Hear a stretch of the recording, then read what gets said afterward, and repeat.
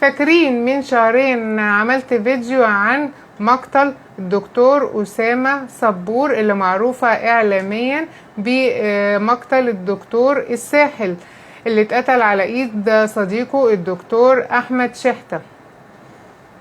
النيابة العامة أنهت تحقيقاتها وأمرت نيابة شمال القاهرة الكلية بإحالة المتهمين الثلاثة لمحكمة الجنايات، اللي هم المتهم الأول اللي هو الصديق أحمد شحتة أحمد علي، والمتهم الثاني اللي هو الممرض أو العامل في العيادة أحمد فرج عبد الباسط السيد، والمتهمة الثالثة اللي هي المحامية إيمان محمد صالح حنفي.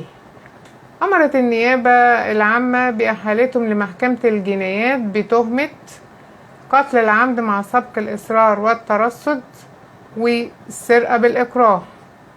ومحكمة الجنايات حددت لمحاكمتهم جلسة 2/9، ودي هتبقى أول جلسة للمحاكمة، وإن شاء الله هنبقى نصور لكم المحاكمة وهنقول لكم إيه اللي تم في المحاكمة.